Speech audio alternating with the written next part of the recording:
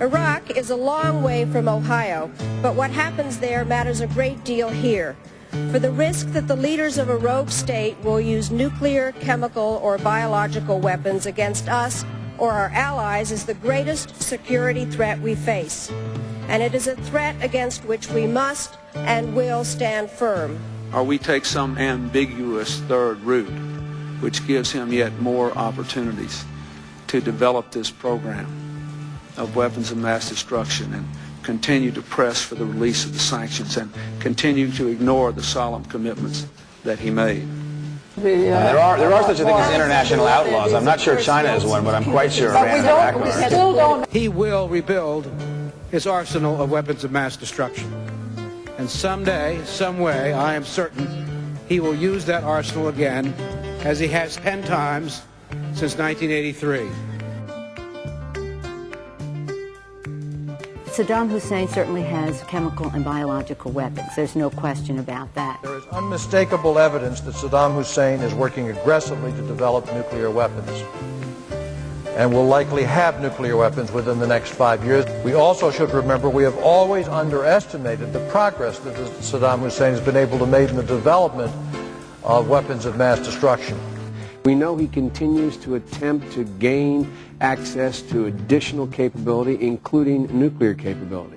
There is a real debate how far off that is, whether it's a matter of years or whether it's a matter of less than that. And so there's much we don't know.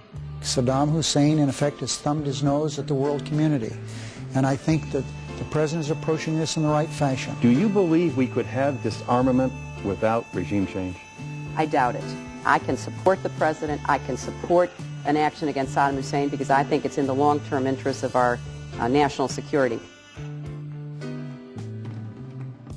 Serving on the Intelligence Committee and seeing day after day, week after week, briefings on Saddam's weapons of mass destruction and his plans on using those weapons, he cannot be allowed to have nuclear weapons. It's just that simple.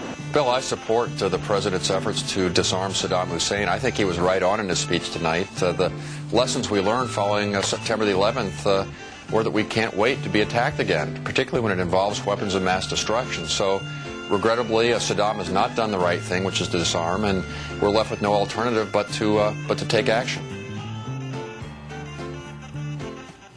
When I made the decision to remove Saddam Hussein from power, Congress approved it with strong bipartisan support.